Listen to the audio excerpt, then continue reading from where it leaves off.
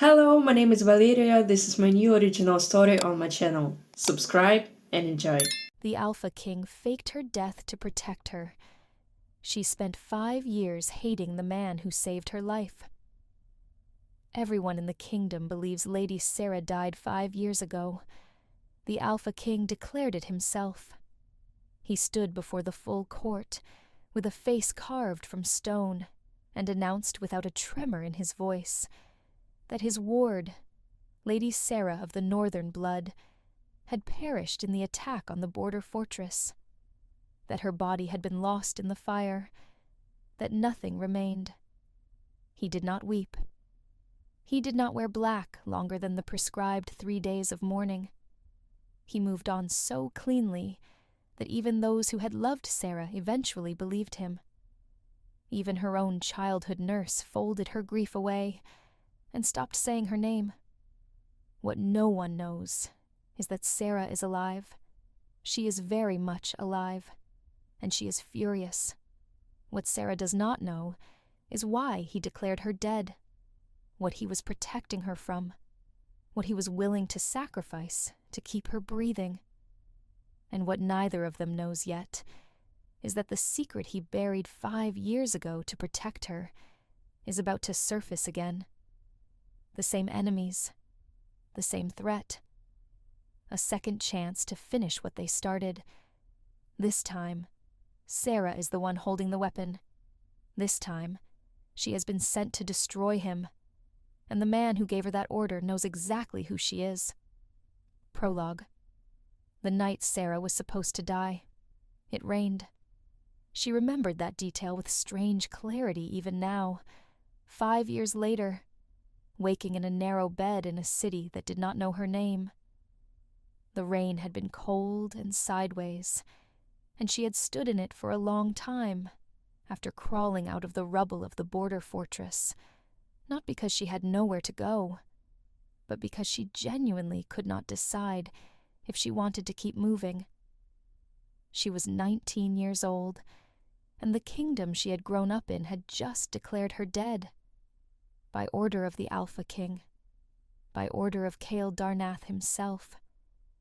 The man she had loved since she was old enough to understand what love meant, the man who had found her at the age of 7, a feral half-blood child, hiding in the ruins of a burned northern village, and brought her back to the capital as his ward. The man who had educated her, trained her, argued with her across dinner tables and palace corridors, and who had never, not once in 12 years of shared proximity, looked at her the way she wanted him to look at her. And then he had declared her dead. No explanation, no warning. One moment she was alive, and she was his. The next moment she was a body lost in the fire, an official announcement, a 3-day mourning period that ended as efficiently as it had begun. Sera had spent the first year surviving, the second year learning how to be someone else. By the 3rd year, she had become very good at finding people who did not want to be found. Now she made her living at it. And now, standing in a cramped office above a harbor tavern in the city of Vithara, with a sealed letter in her hand, and a job offer that made the back of her neck prickle with every instinct she had spent 5 years sharpening, she was about to ride back into the one place she had sworn she would never go, because the trail she had been following for 3 weeks led directly to the capital, directly to the royal palace, directly to him. Sera set the letter down on the desk and pressed her knuckles against the wood until the grain bit into her skin. She was not the girl who had stood in that rain anymore. She was not his ward. She was not anybody's anything. She picked the letter back up, broke the second seal, and read the final line of the contract again. The target was a traitor, selling intelligence to foreign powers. The client was anonymous, as most of her best-paying clients were. The fee was extraordinary, and the last known location of the target was the Alpha King's own court. She told herself it was just a job. She told herself it very firmly. Then she started packing. Chapter 1. The dead do not knock. Vithara was a merchant city, which meant it had no patience for sentiment and a great deal of patience for money. Sera had lived there for 2 years and had found it, on balance, a reasonable arrangement. Nobody asked questions that mattered. Nobody recognized faces that were supposed to be in the ground. She left before sunrise, which was a habit rather than a precaution. She did most things before sunrise now. The dark felt safer than it used to. Her horse was a gray mare named Dust, the color of old ash, relentlessly steady, and she did not spook. Sera had paid significantly more for those qualities than she would have paid for beauty. The road to the capital ran southeast through farmland, and then climbed into the low hills surrounding Caldrath on 3 sides. Sera had ridden this road many times as a girl, usually in a carriage with velvet curtains, and the palace seneschal complaining about the ruts. She rode it now alone, in a traveling coat that had seen better years, with her hair bound back under a plain cloth wrap that turned her from memorable to invisible. On the second night, she stopped at a way station and shared a table with 3 traveling merchants who talked about grain prices and road conditions, and inevitably about the court. She sat with her cup and listened. The Alpha King was holding a series of trade summits. There had been some border tension with the Eastern Territories that everyone agreed was being handled very diplomatically, and nobody quite believed. One of the merchants reported that the king had not taken a mate yet, which was causing considerable murmuring among the noble houses with daughters to offer. 7 years on the throne, the merchant said, shaking his head. Still no queen, still no heir. You have to wonder what he's waiting for. Sera drank her tea and said nothing. 7 years on the throne. He had ascended 2 years before she was declared dead. She had been there for the coronation, had watched him take the crown, with a face of such precise, controlled acceptance that she had felt something crack in her chest watching it. She put her cup down and went to bed. On the morning of the 3rd day, she crested the hill road and saw Caldrath below her in the gray early light, towers and bridges, and the river cutting through the lower city like a dark ribbon. The palace sat at the center on its elevated ground, as it had always been. Sera stopped Dust at the top of the rise and looked at the city for a long moment. She had not been back since the night she crawled out of the rubble and stood in the rain, deciding whether to keep breathing. She clicked her tongue at Dust and started down the hill. She rode through the city gates with a merchant convoy, one unremarkable face among 24, and followed the lower road into the commercial quarter, where she had arranged a room above a bookbinder's shop, under a name she had grown comfortable in. The way you grew comfortable in a coat, broken in for you by someone else. Her name, for the purposes of this contract, was Mira Ashvale. She was a purchasing agent for a textile guild from the western coast. She unpacked her bags methodically, and then sat on the edge of the bed and stared at the wall for approximately 3 minutes, which was the amount of time she permitted herself for the category of feelings she privately categorized as unnecessary. Then she got up and went to work. The contract specified a target operating within the court social circle, which meant attending court social events and acquiring the appropriate clothing and credentials. Guild representatives moved through commercial and noble spaces with a certain ease. They attended salons. They were invited to functions where merchants with relevant goods were permitted to display their wares. Sera spent 3 days establishing herself in the merchant quarter, making herself known as a straightforward professional who knew her business and kept her hours. On the 4th evening, she attended a merchant salon, hosted in one of the large townhouses near the palace walls, the kind of event where junior court functionaries mingled with successful traders, and everyone pretended the purpose was culture when the purpose was information and access.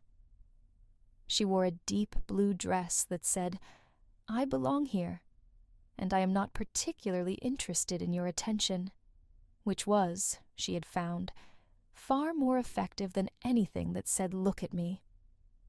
The target, according to her intelligence, was a man called Lord Severin Aldrath, a junior court official in the Trade Ministry, who had been observed passing sealed documents to foreign contacts on 3 separate occasions. He was unremarkable in appearance, medium height, careful clothes, the kind of face that receded from memory almost as soon as you looked away. She identified him within 20 minutes of arriving. She did not approach him. She watched. She watched who he spoke to, when his attention sharpened, and when it went carefully blank. She watched the small tells that people always had when they were carrying something they did not want to be seen carrying. The slight over-deliberateness in casual gestures, the way he kept one hand very still when the rest of his body moved. She was good at watching. She had always been good at watching. She was so focused on Aldrath that she did not, at first, notice the stir at the salon entrance. Then she noticed, not because of the sound, though there was a sound, the particular change in a room's atmosphere when someone significant enters. She noticed because the hair on the back of her neck stood up. She turned. He was not in court regalia. He wore a dark coat, simply cut, which she recognized immediately as his preference when he was not performing the throne. He was with 2 attendants, and appeared to be passing through rather than attending. Kael Darnath was looking at the room with the expression she remembered from 1,000 moments in the palace corridors. Present, observant, giving nothing away. He was, she noted distantly, exactly as she remembered him, which was unreasonable. People changed in 5 years. She had changed in 5 years. There was no logic to the fact that he stood in the doorway of a merchant salon, looking like the conclusion to an argument she had never managed to finish, like the page of a book she had left face down on a table for half a decade. She turned back to the window before he could complete his survey of the room. Her hand was not quite steady. She put the wine glass down, very carefully. This was fine. This was information. Nothing more. She stayed at the window until she did not miss the moment Severin Aldrath slipped through the side door of the salon with something that was definitely not a glass of wine, pressed against his palm. She followed him.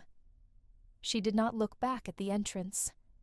She told herself she did not need to know whether he had seen her. Chapter 2. He does not recognize her. She counts on it. Severin Aldrath was meeting someone in the salon's private courtyard. Sera stood in the corridor just inside the garden door and watched through the gap, committing faces and body language, and the precise exchange of a small folded paper to the kind of memory that her handler in Vithara called photographic, and that she privately called exhausting.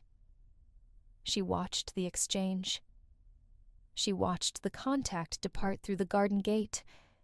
She watched Aldrath compose himself in the way guilty men always did, a particular rolling of the shoulders that was almost universal. She backed away from the door before he turned.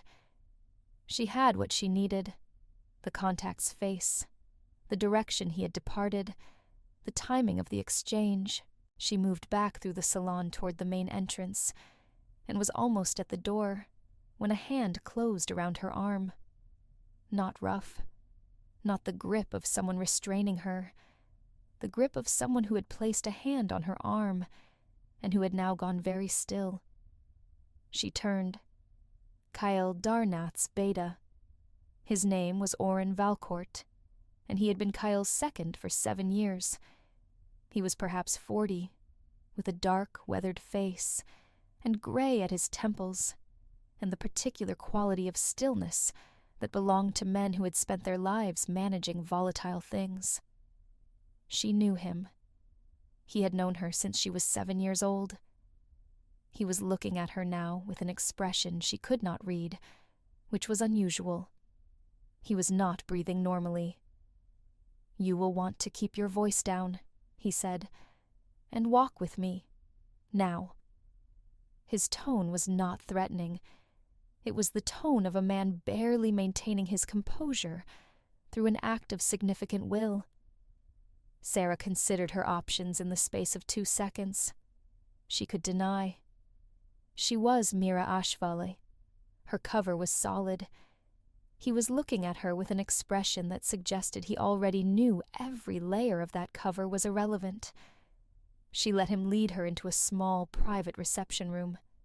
He closed the door. He turned around, and she realized that Oren Valcourt looked like a man who was fighting some very significant emotional response with everything he had, and winning, barely.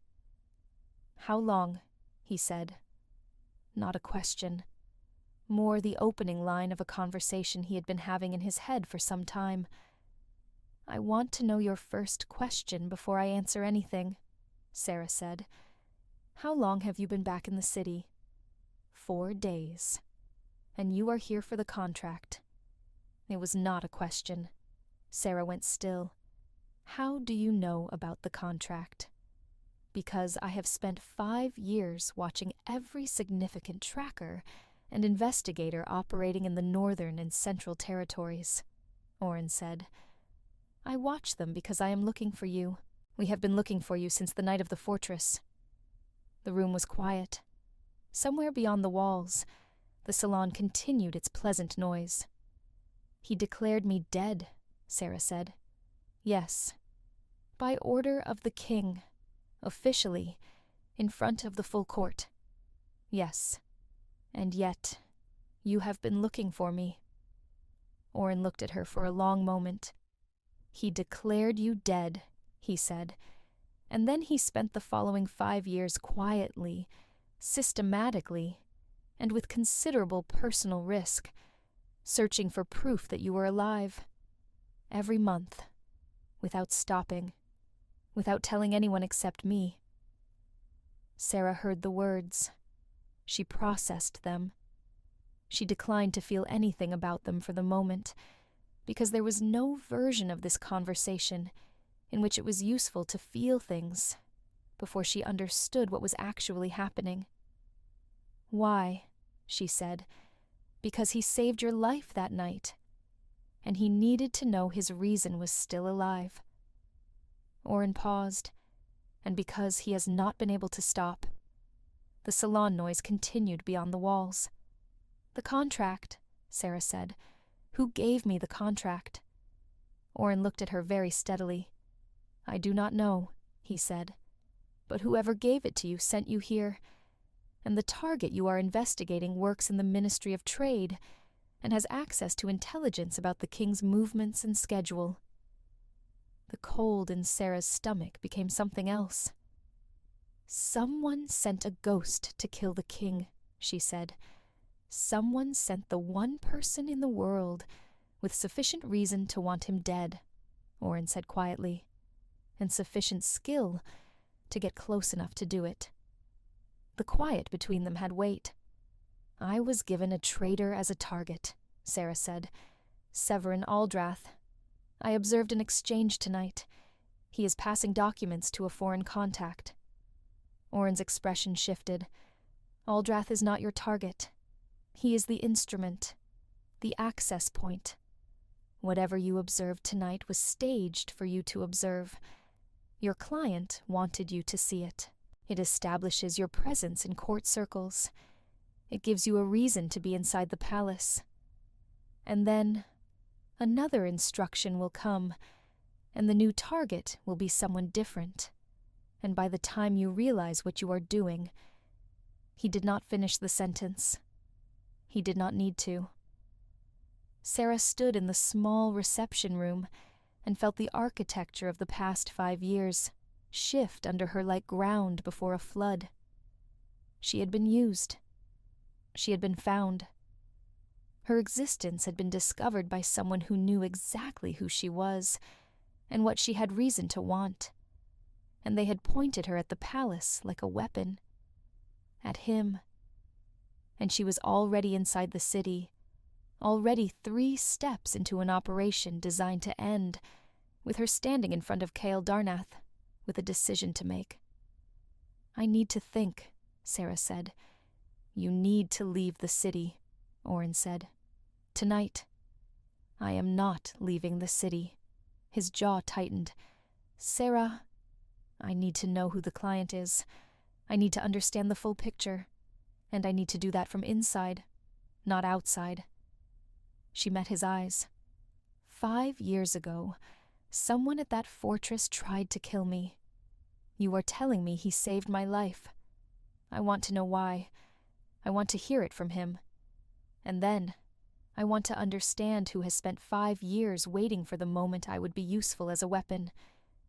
Oren was quiet for a long time. "He will know you immediately," he said finally. "Good," Sera said. "I am tired of being invisible." Chapter 3. The man who declared you dead wants to know your name. She did not see Kyle that night. Oren made arrangements with the efficiency of a man who had spent years thinking about exactly this contingency. By the time Sera returned to her room, there was a new set of court papers waiting under the door, impeccably forged. The cover was adjusted. Mira Ashvale was now a trade consultant, attached to a northern guild, with connections to the palace's Commerce Council, the kind of functionary who had legitimate reason to attend morning sessions, and could be placed near enough to the court's inner circle to be useful without requiring a formal introduction at the highest level. For 3 days, she worked the edge of that circle. She attended the Commerce Council's morning review. She drank wine at the evening functions. She listened to conversations about Eastern tariffs and grain allocations, and the entirely separate conversation running underneath those conversations about politics and power, and who was aligned with whom. She collected information about the operation being run against her, and on the 3rd day, she walked into the palace's eastern garden in the late afternoon, and Kyle Darnath was already there. He was alone, which was unusual.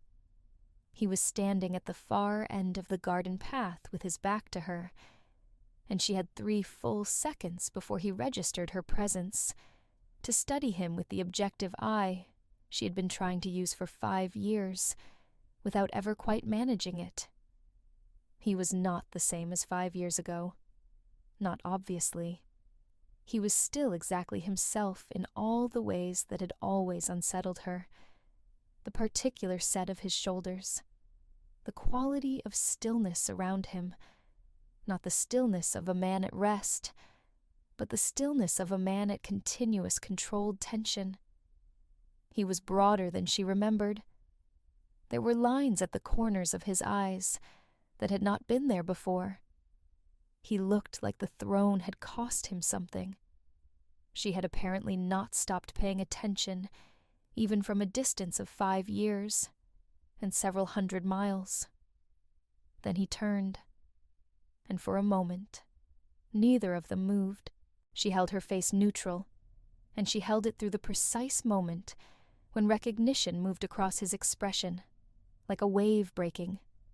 Held it through the instant when he went very still, that absolute cessation of all observable physical response that was, she knew from 12 years of watching him, what he looked like when something had hit him hard enough to require containment. Lady Sera, he said. Not Mira Ashvali, not the name on her papers. He said it quietly, in the same register he had always used for things that mattered to him, the same tone he had used for her name when she was a girl causing him trouble in the palace corridors, the same tone he had used when, 12 years old, and terrified after a nightmare, she had knocked on his study door at 2 a.m, and he had opened it without making her feel foolish. She hated that she still remembered the tone. She hated that it still did something. "Your Majesty," she said, "I was told you were in the city, that you had accepted a contract." A brief pause. "I want to apologize." "No," she said. He looked at her. "Later," she said. "I want to understand first. The apology means nothing if I do not understand what I am supposed to be forgiving." She kept her voice level. "I need you to tell me what happened at the fortress. The truth, not the official version." He was quiet for long enough that she thought he was going to refuse. Then he said, "Walk with me." They walked. He told her. The truth of the night at the border fortress was not what she had spent 5 years believing. She had believed there had been an attack, that she had survived by accident, and that he had used the chaos to remove her from the court's visibility because she had become inconvenient. Because she had, in the weeks before the fortress, made the mistake of allowing certain feelings to become visible that she had always been careful to keep invisible. Because he had seen them and found them problematic, the truth was different.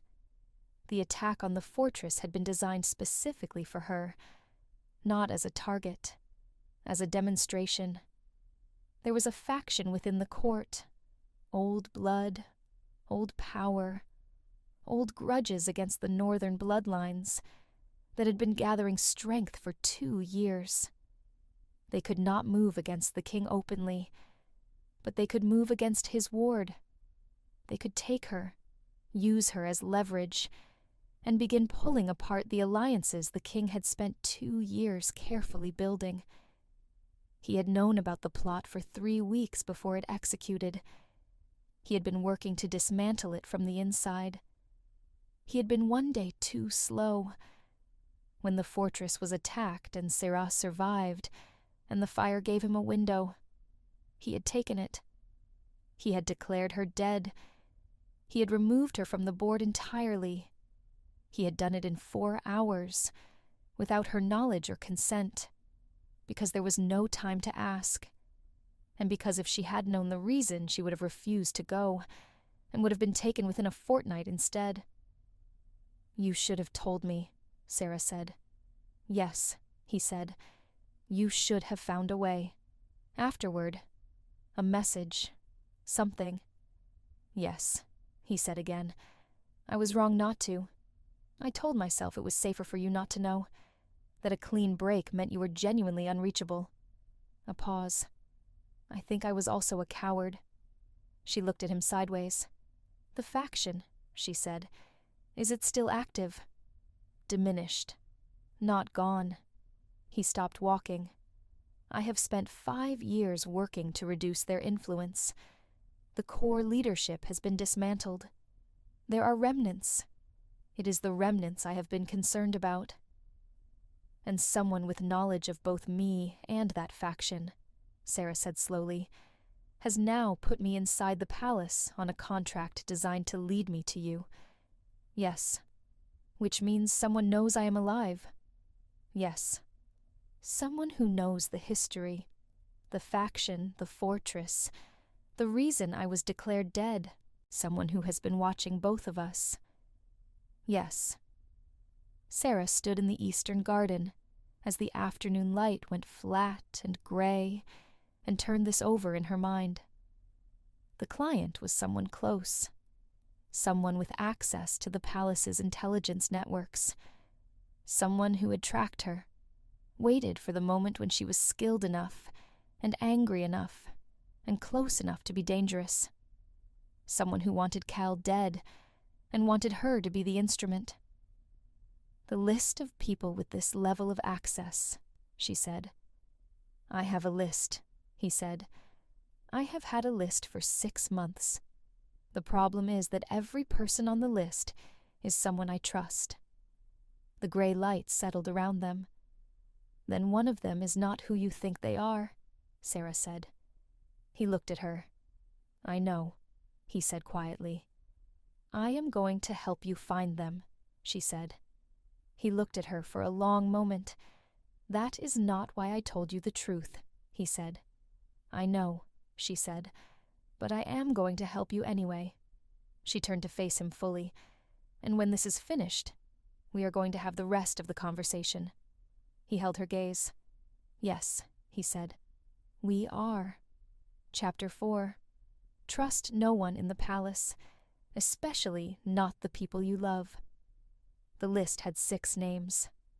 Oren had compiled it over the previous 18 months, cross-referencing access to intelligence networks, proximity to sensitive information, and the specific operational knowledge required to find Sera, track her movements over 5 years, and construct the contract with the level of detail it had contained.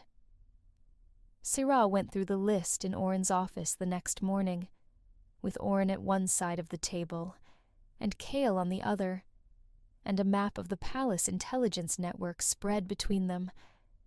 The list read like the king's most trusted circle. Lady Jessamine Colrath, Senior Intelligence Advisor, 11 years in position. Minister Aldrath Sr., Head of the Trade Ministry, whose son had been a carefully placed distraction. Commander Barrack Thane, Head of the Palace Guard, whose name on the list made Oren visibly uncomfortable. Lord Cavan Ress, Senior Political Advisor, so woven into the court it was almost impossible to imagine it without him. Marin Dusk, Head of Cryptography, with access to every secure communication. The 6th name Sera did not recognize. Lady Eviath Corrin, Oren said. She arrived at court approximately 3 years ago. Northern blood family, which is relevant to your history. She has become close to the intelligence apparatus over the past 18 months. She requested and received access to historical intelligence files 2 months ago. Her stated reason was research into the northern border incidents. He paused. The fortress raid was classified as a northern border incident. Sera read the name again. She requested historical files on the fortress attack specifically. The request was bundled with 4 others. It would not have been notable on its own. Lady Corrin also submitted a personnel inquiry 9 months ago regarding tracker services operating in the Northern Territories, routed through an administrative channel, approved without review. We identified it as anomalous only when we began compiling the list. Sera set the paper down. She found me, Sera said. We believe so. She has been in the court for 3 years. Northern blood connection. She requested files on the fortress attack.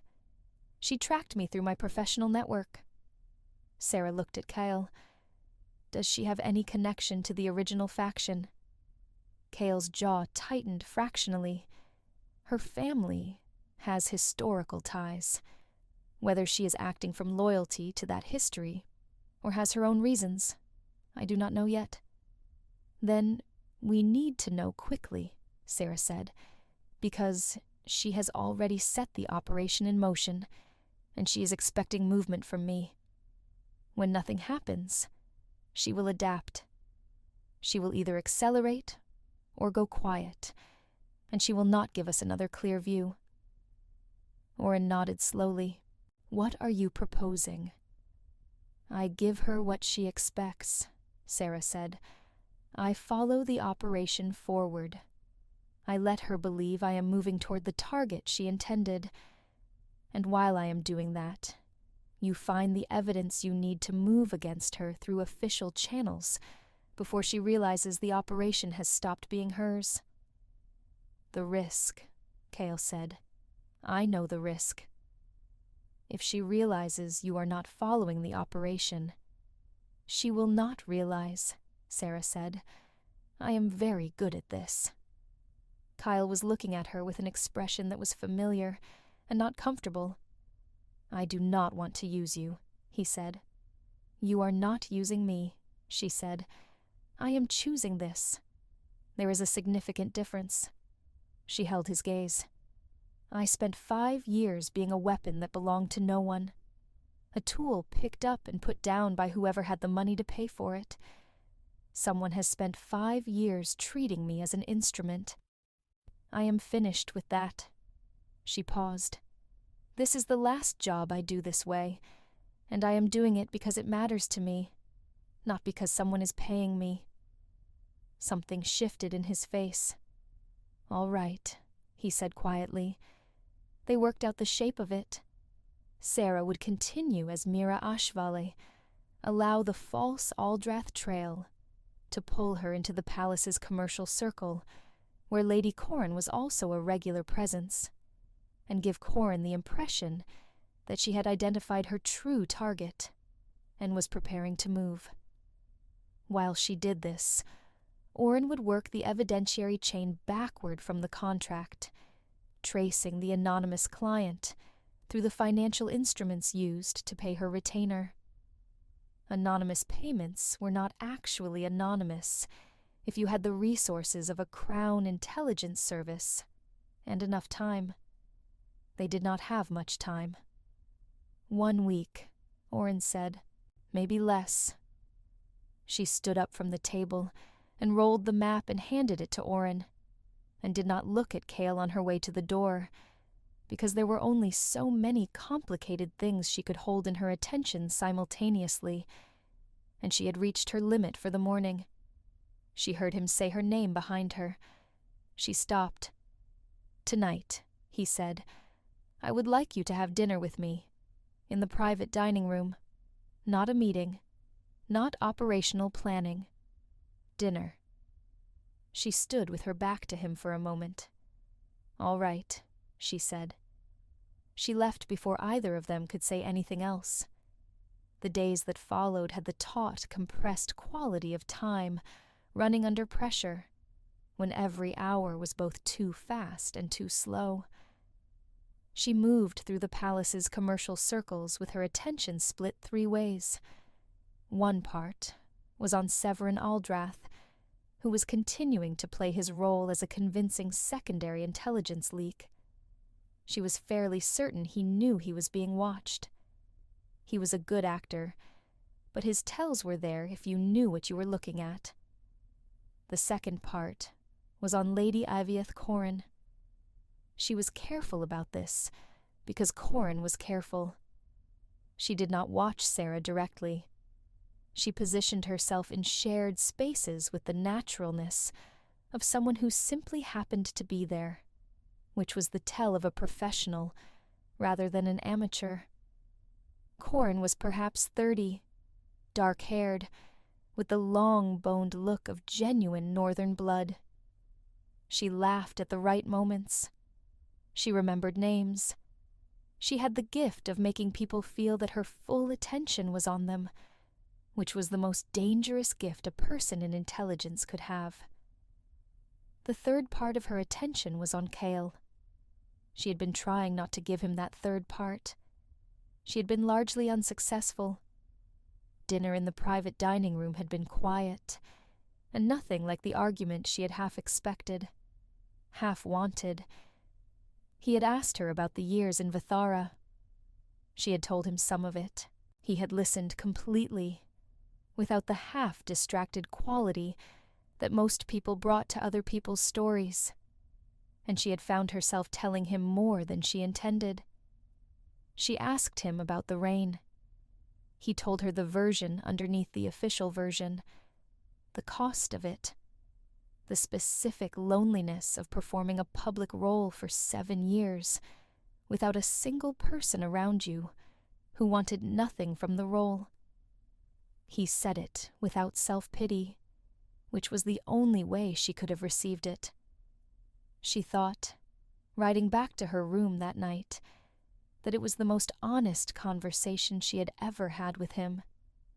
She also thought that she had spent 5 years building a solid architecture of anger and deliberate distance, and that the architecture was developing cracks, which was inconvenient. She was in the middle of an operation. She filed the cracks under things to address when it was finished, and went to sleep. On the 5th day, Oren found the money. The payment to Sera's Vethera account had been passed through 4 intermediary instruments. The 4th had been established under a false identity. That identity had a document record which, traced back to its source, connected to a notary in the eastern city of Mirath, who had been paid 3 years ago to create a clean identity package by a woman matching Lady Corin's description. It was not a confession. It was not sufficient for a formal accusation, but it was the thread. Oren pulled it. Chapter 5.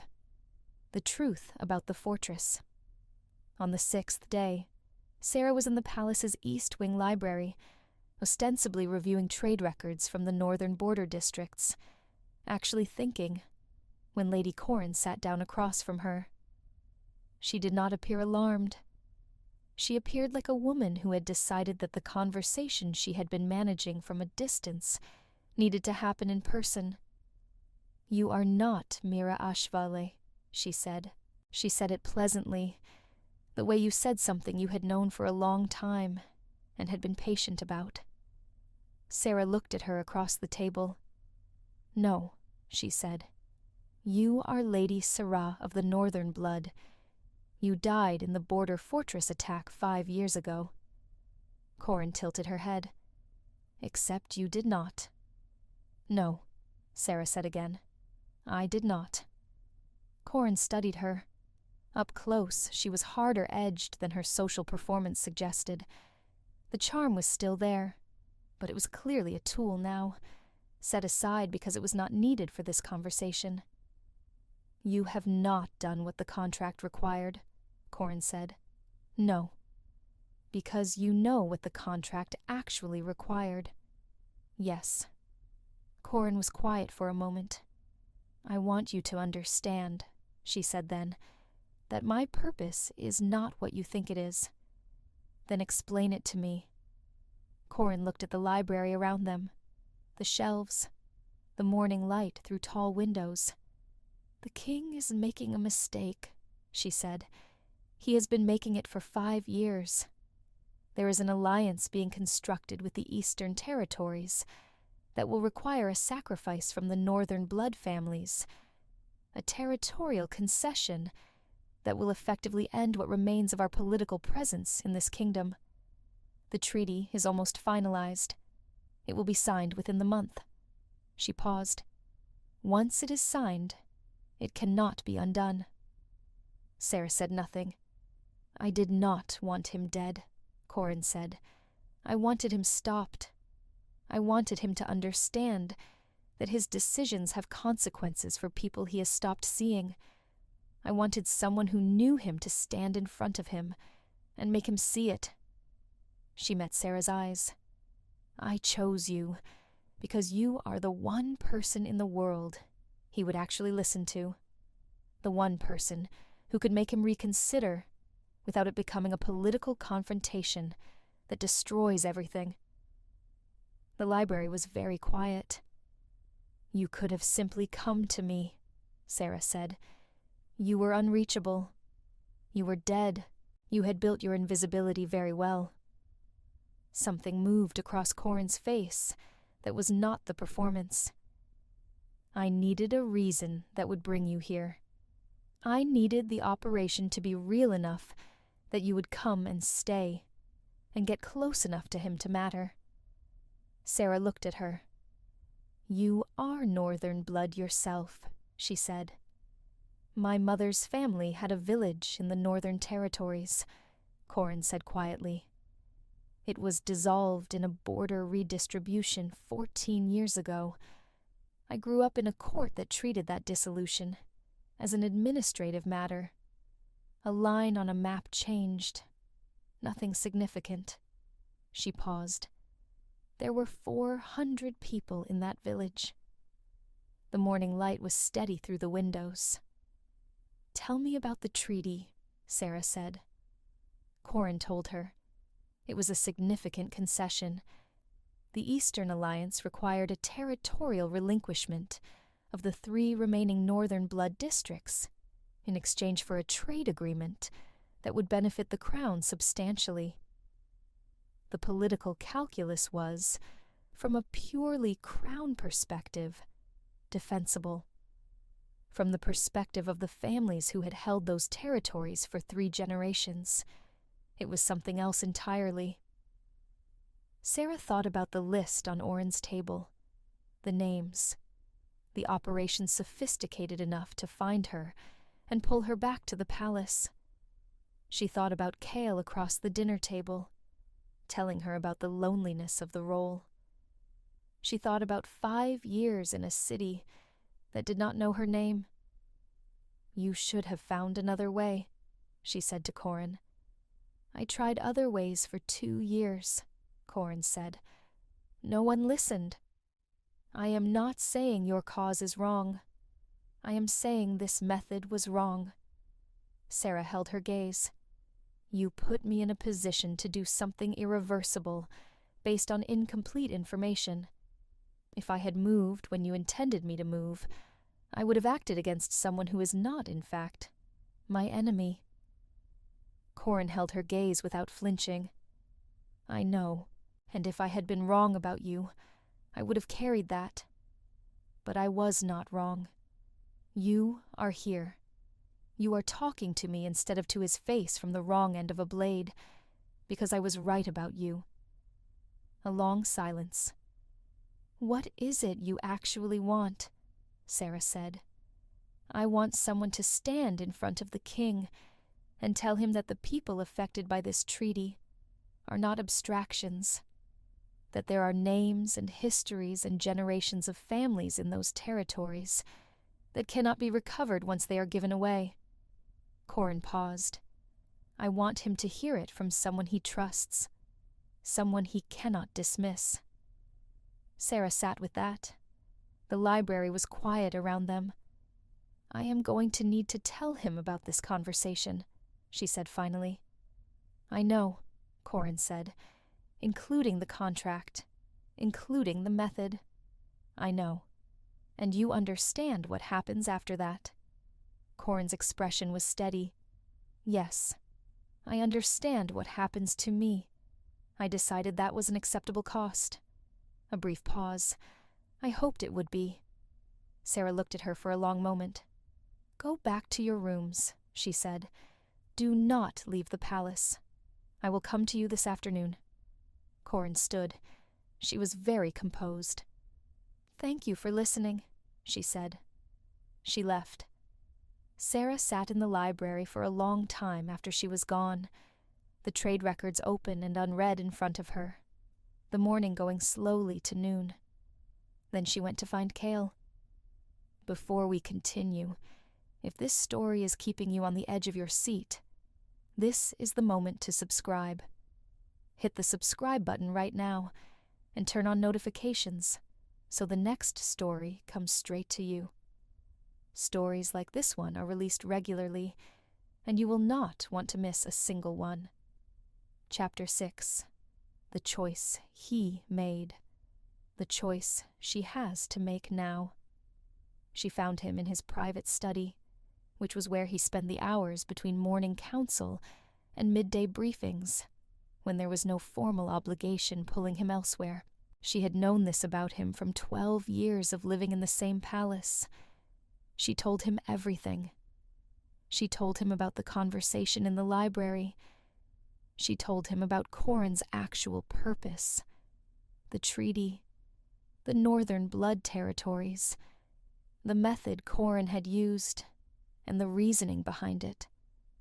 She told him about the village dissolved 14 years ago, on a line on a map.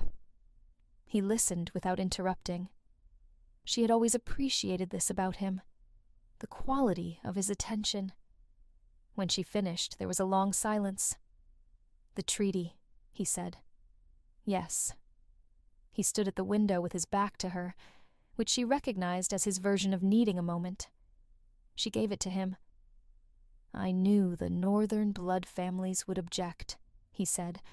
"I had briefings. The political advisors characterized it as resistance to necessary progress, manageable dissent." He was quiet. I did not think hard enough about what that phrase meant. "No," Sera said. "She was right," he said. "That you were the one person who could make me see it as something other than an administrative matter." Sera said nothing to that. He turned from the window. "What do you want to do about Corin?" he said. "That depends on what you want to do about the treaty." He held her gaze. "The treaty needs to be renegotiated," he said. "Not abandoned. Renegotiated.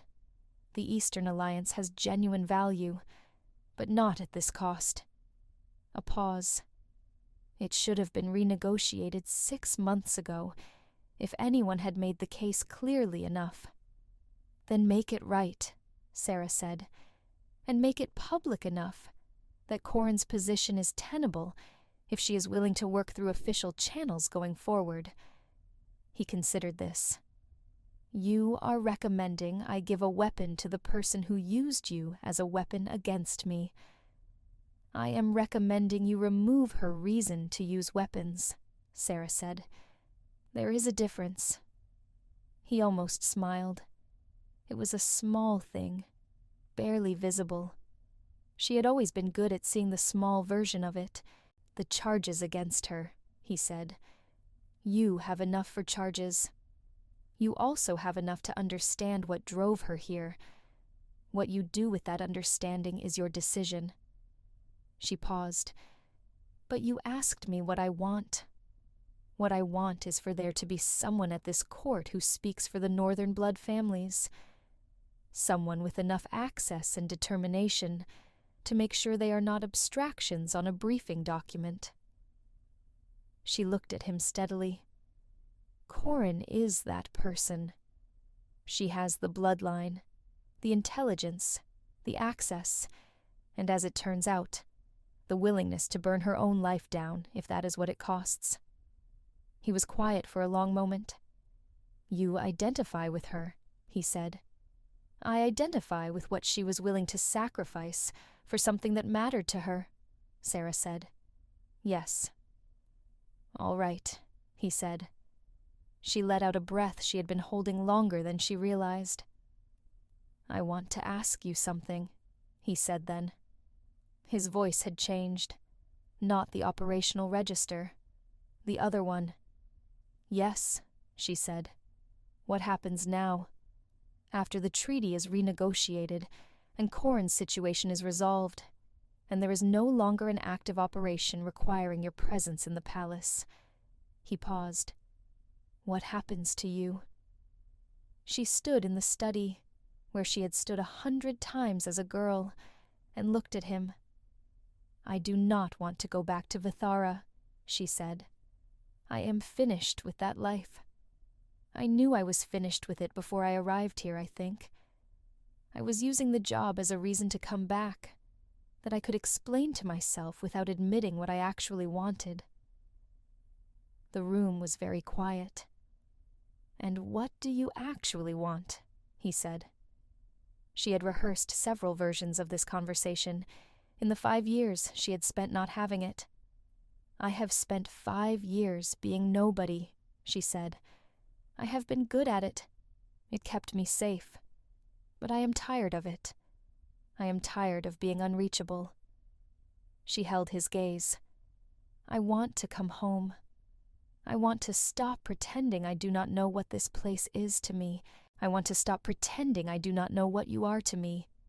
A pause. And I want you to stop pretending you do not know it either." He crossed the room. He moved with intention, without hurry, and she did not move back, which she had always had a tendency to do in moments of intensity as a form of self-protection. But she did not move back now. He stopped close enough that she could see every detail of his expression. It was the most unguarded she had ever seen it. "I have known since you were 20 years old," he said quietly, "what you were to me. I told myself it was not something I was permitted to feel.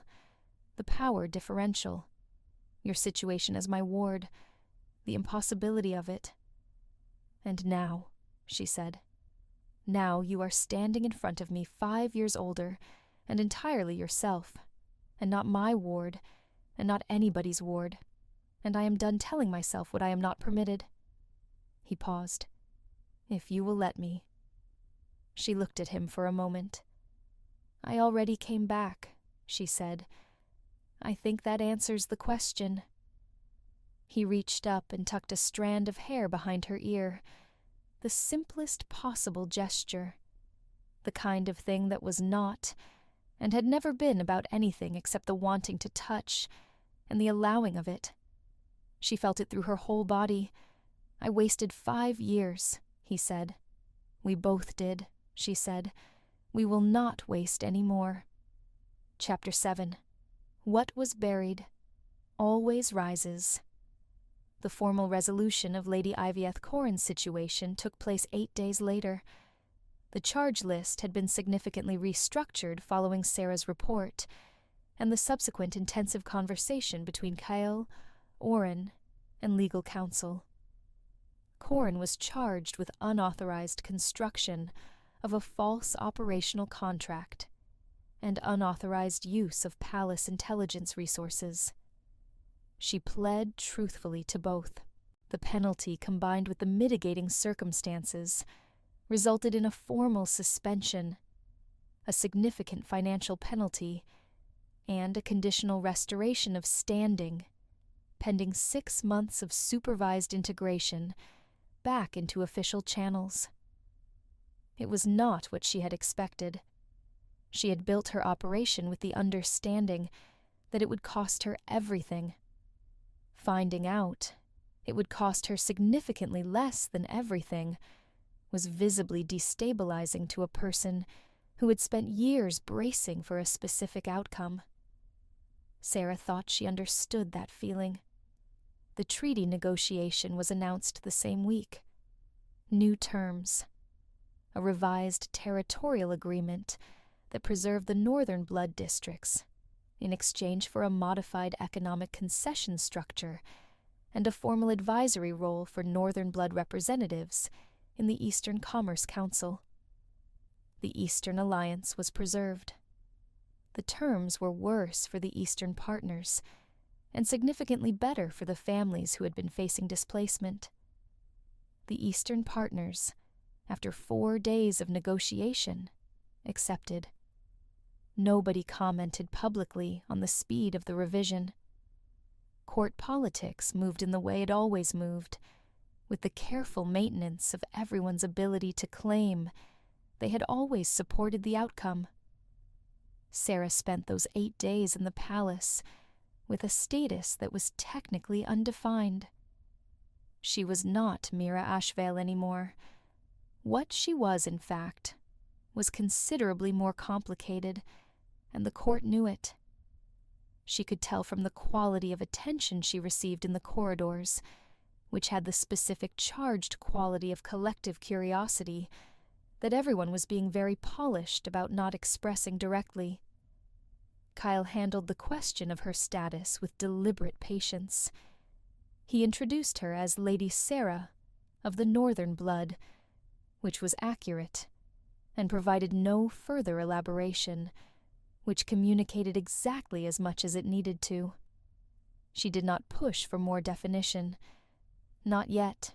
She was finding, content to let things be what they were, without needing them named immediately. This was new. On the 9th day, Oren found her in the eastern garden.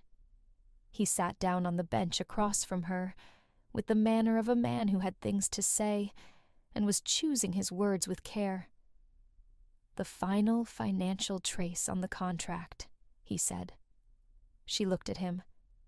The fourth intermediary was Corin's, yes. But the origin payment, the payment that funded the fourth instrument, came from a different source. Older. Connected to the original faction from 5 years ago. He paused. Corin's operation was genuine. Her motivations were genuine. But she was being used as a vehicle by someone else. Someone who had their own reasons for wanting her operation to succeed. Sera sat with this. Someone who knew about the contract she was constructing, she said slowly, and added a financial thread that would have been traced eventually, Oren said. If the contract had succeeded, if you had moved against the king, and if the subsequent investigation had traced the payment chain, the trail would have led to Corin and stopped there. Someone used her as a blind. But the trail did not stop there. "Because I am very good at my work," Oren said, without particular modesty. "Where does it lead?" "To a name that is not on my list. A name that should have been on my list. A former intelligence officer who retired from the palace service 4 years ago and was considered no longer active." He set a folded paper on the bench between them. "His name is Edrin Vilth. He was one of the intelligence architects of the original faction. We believed he had been neutralized when the faction was dismantled. We were wrong."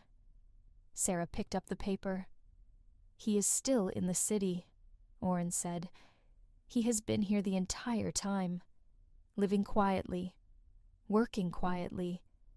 And now that Corin's operation has failed, he will know it has failed, and he will move." She read the name.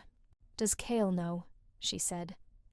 "I am telling you first," Oren said, "because you are the one who found the original thread, and because I think you should be in the room when we have this conversation." He paused. "And because I have wanted, for a very long time, for you to be in the room." She looked at him. Oren Valcourt, who had known her since she was 7 years old, and feral and mistrustful, and had never treated her as anything other than someone worth paying attention to. "Thank you," she said. It was insufficient, but she said it with the full meaning behind it, and from the way he received it, it was enough. "Come," he said, "let us finish this." Chapter 8. The Last Enemy. Edrin Vilth was found in the lower city 3 hours later. He was found because Oren had 3 decades of experience locating people who did not want to be located, and because the resources of a Crown intelligence service, properly directed, were extensive. Vilth had been careful and quiet, and had maintained his cover as a retired academic, with admirable consistency for 4 years. He had not been careful enough about the money. People who were very careful about operational security were often somewhat less careful about money, because money felt distant from operations in a way that made the mind treat it differently. His mistake had been Corinne. He had identified her as a useful instrument 2 years before she began constructing her operation. He had provided her with information. He had made things slightly easier in ways she had likely not noticed. He had positioned himself as a passive beneficiary of whatever she was building, and when her operation had gone wrong, he had expected to be far enough removed to be invisible. He had not expected Oren Valcourt. Vilth was brought to the palace under a Crown security warrant and held in the secure lower wing, where Sera stood in the stone corridor with Kale and Oren, outside the holding room, thinking about the architecture of what had been built against them. 5 years since the fortress. 7 years since Kyle took the throne. Longer than that since the original faction had begun its quiet campaign against a reign it did not want. She thought, it ends here. Vilth was cooperative in the way that intelligent men were cooperative when they understood the evidence against them was complete. He did not try to deny or minimize. He gave them everything: names, dates, methods, the full network of the faction remnants operating for the past 4 years, under the assumption that the faction had been officially dissolved. He gave them the financial structures, the communication channels, the operatives in 3 separate noble houses who had been quietly advancing the faction's goals in the time since its nominal dismantlement. It took 4 hours. When it was finished, Sera walked out into the corridor and leaned against the stone wall and breathed for a moment. She heard the door open behind her. Cale came and stood beside her. They stood in the corridor for a while, in the particular quiet of something finished. "Is it over?" she said. "The faction is over," he said. "Vilth's network is over. Whether there are other networks, other remnants, other long patience operations I do not yet know about." He paused. "Probably. There are always others." "Then you will find them," she said. "We will find them," he said. She looked at him. He was looking at her with the expression she had been cataloging for years, the expression she had a name for now. She had had a name for it for some time. She had simply been very careful about letting herself use the name. "I have a question," she said. "Yes." "The ward," she said. "The ward of the Alpha King." That was always a complicated status. It was never quite one thing or another. It gave me access, and also it gave me a position that was difficult to define. She paused. "I do not want an ambiguous position anymore." He was very still. "What position do you want?" he said. "The one that makes sense," she said. "The one that we have been arguing ourselves out of for 12 years. The corridor was quiet. "I want to court you properly," he said. "I want to do this correctly. I am aware that correctly, given the history, requires some definition." "I know," she said. "I want that too." A pause. "But I also want you to know that the 5 years, and the distance and the anger, all of it, I understand now what it was, and what it was not, and I am not carrying it anymore." He reached out and took her hand. It was the same gesture from the study. Simple. Intentional. She looked down at his hand holding hers, and felt something in her chest that had been braced for a long-time release. "Come," he said. "Let us go somewhere with windows."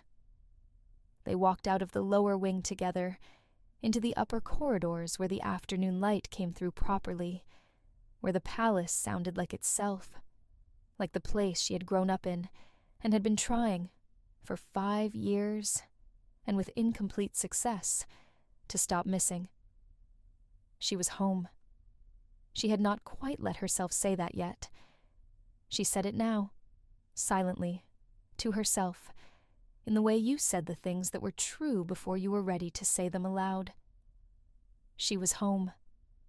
Epilogue 6 months later.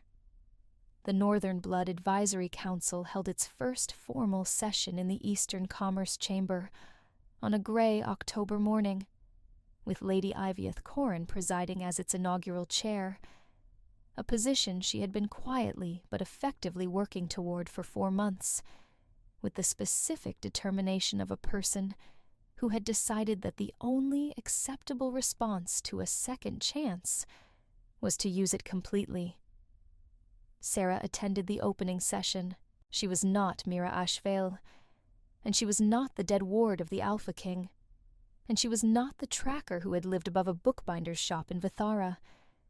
She was Lady Sera of the Northern Blood, and her status was, as of 6 weeks prior, entirely unambiguous. Cale had, as promised, done it correctly. The courtship had been conducted with a formality that the court found simultaneously surprising and satisfying in the narrative sense, since courts ran on stories, and this was an excellent one. The girl declared dead by the king's own order, the 5 years of quiet searching, the return, the truth. She was not yet the queen. That would come. The court was adjusting, the nobility was calculating, and these things moved at their own pace. What she was, currently and unambiguously, was the woman the Alpha King had chosen, the one he had looked for across 5 years and 200 miles, and the full apparatus of his intelligence service, the one who had come back, not because she was sent for, but because she had chosen to come, which was, she thought, the only way it could have worked. She watched Corn open the session with the composed efficiency of someone who had learned to use her second chance, and thought about second chances and what they required. They required the willingness to be found, she thought, even when you had built your invisibility with tremendous care, even when the finding was frightening, even when the person doing the finding was the same person who had, for reasons you spent 5 years resenting and then understood, declared you temporarily dead. You had to let yourself be found. She had. After the session, she walked out into the garden, which was hers now in a way it had never quite been before, and found Cale already there, which was not a coincidence, since she had told him the session ended at midday. He was standing at the far end of the path, looking at the autumn garden, and she walked toward him, and he turned when he heard her footsteps, and looked at her, the way he had been looking at her for 6 months, without any of the careful concealment of the 12 years before it, unguarded, specific, entirely hers. "How was the session?" he said. "Good," she said.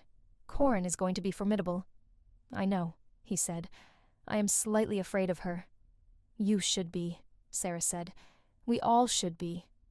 It is a good kind of afraid." He held out his hand. She took it.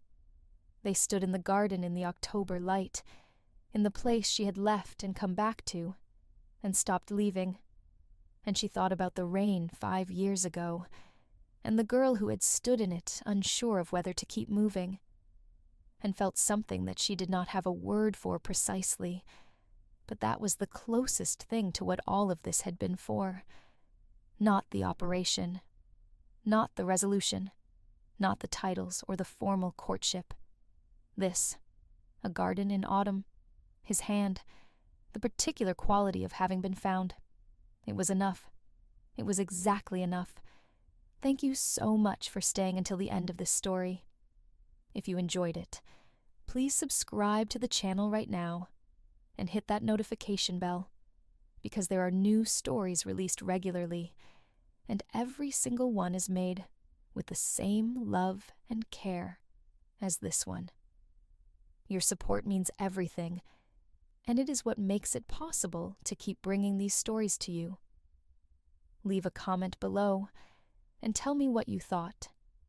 Did you see the twist coming? Who was your favorite character? I read every single comment, and they make my day more than you know. See you in the next story.